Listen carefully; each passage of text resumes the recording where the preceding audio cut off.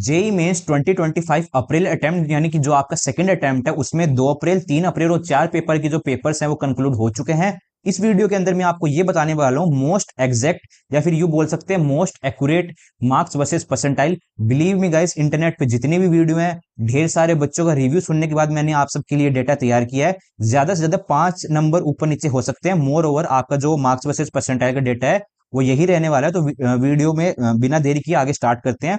सबसे पहले हम डिस्कस करेंगे पेपर का टफनेस लेवल। तो जो आपका 2 अप्रैल की जो दो शिफ्टें थी, फर्स्ट शिफ्ट और सेकंड शिफ्ट, उसमें ये माना जाए कि आपकी जो फर्स्ट शिफ्ट है वो डिफिकल्ट आई हुई थी और जो सेकंड शिफ्ट थी वो मॉडरेट लगी बच्चों को। थर्ड अप्रैल में फर्स्ट वाली शिफ्ट थी इजी और जो सेकंड वाली शिफ्ट थी वो बच्चों को मीडियम दिखी।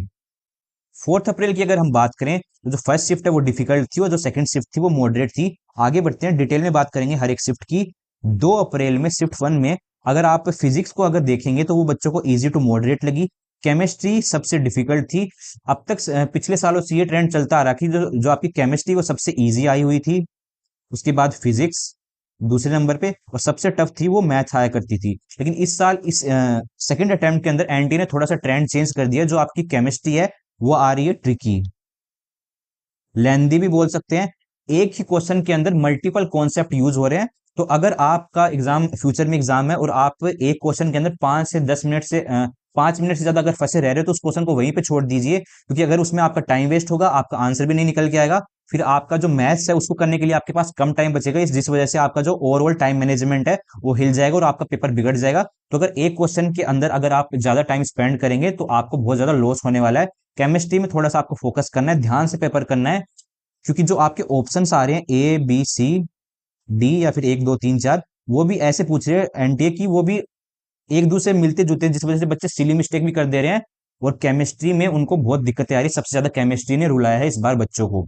मैथ्स की अगर बात करें तो मॉडरेट आ रही थी, स्ट्रेट फॉरवर्ड क्वेश्चन भी थे और अच्छे क्वेश्चन भी देखने को मिले। बात करें अगर 99 परसेंटाइल की तो वो आपको 160 से 170 मार्क्स के अंदर देखने को मिल सकती है और यहीं पे देखने को मिलेगी, क्योंकि ओवरऑल जो पेपर है वो डिफिकल्ट की कैटेगरी के अंदर लाई करता है। 98 परसेंटाइल आपको इस नंबर पे मिल सकती है, 97 इस पे। बाकी आप ये पीडीएफ में अपने टेलीग्राम चैनल और व्हाट्सएप चैनल के ऊपर अपलोड कर दूंगा, तो आप बाकी परसेंटाइल भी वहां से देख सकते हैं। बिना टाइम वेस्ट किए आगे वाली शिफ्ट पे फोकस करते हैं। अब अगर मैं बात करूं सेकंड अप्रैल शिफ्ट 2 की, तो वो जो ओवरऑल पेपर है वो मॉडरेट की कैटेगरी के अंदर आता है। फिजिक्स आपकी इजी आई हुई थी, डायरेक्ट फॉर्मुला बेस्ड क्वेश्चन थे, आराम से बच्चों ने कर दिए।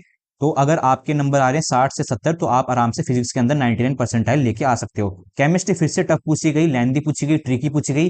फिर से यहाँ पर आपको ध्यान लगाने की जरूरत है, केमिस्ट्री में टाइम वेस्ट मत करना, जो क्वेश्चन हो रहा है उसको कर देना, नहीं हो रहा तो आगे मैथ्स के ऊपर बढ़ जाना।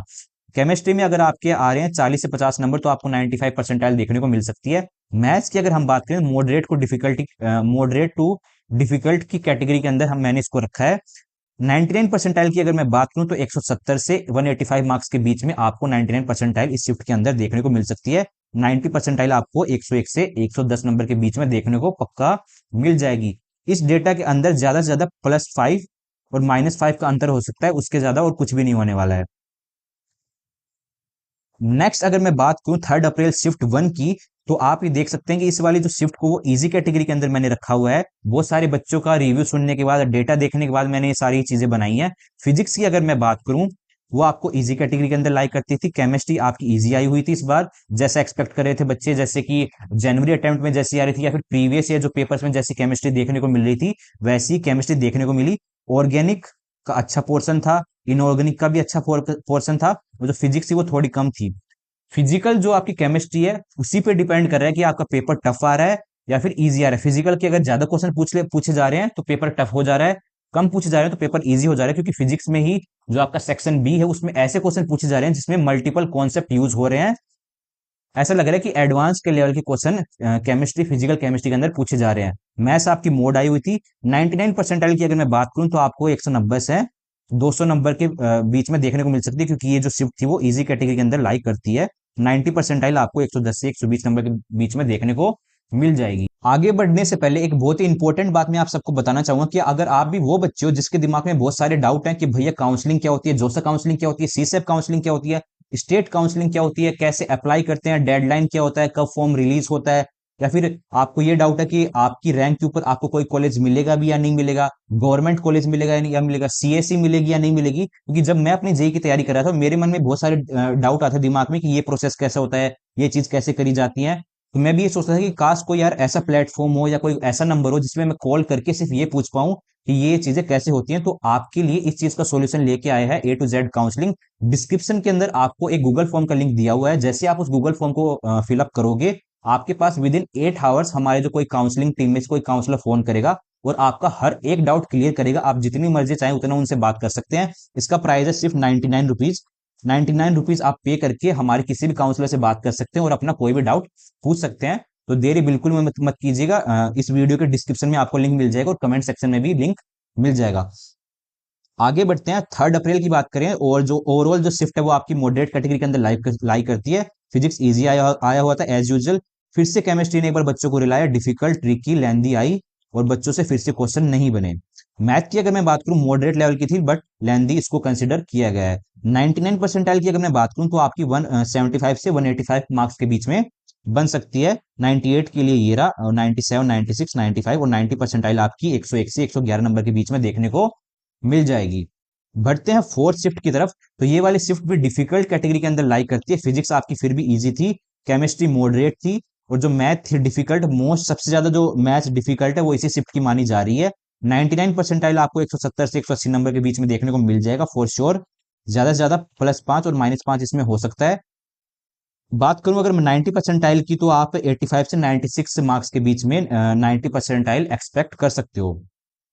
नेक्स्ट शिफ्ट की अगर मैं बात करूं 4 अप्रैल सेकंड शिफ्ट की, तो वो मीडियम कैटेगरी के अंदर आपकी शिफ्ट लाई करती है। फिजिक्स आपकी मॉडरेट आई हुई थी, मैथ्स आपकी मॉडरेट थी, सॉरी केमिस्ट्री भी आपकी मॉडरेट थी और मैथ आपकी मॉडरेट और लेंदी थी। 99 परसेंटाइल आपको ओवरऑल 185 से 195 मार्क्स के बीच में देखने को मिल जाएगी। अब जिन भी बच्चों का एग्जाम हो चुका है 2, 3 और 4 अप्रैल को, वो सारे बच्चे इस वीडियो के कमेंट सेक्शन में जाके अपना अपना ओपिनियन बता सकते हैं, ताकि जिन बच्चों का एग्जाम फ्यूचर के अंदर है उनको थोड़ी हेल्प मिल पाए, उनको टिप्स दे सकते हैं। वैसे एक इंपॉर्टेंट टिप तो यही है कि आपको केमिस्ट्री अच्छे से करनी है।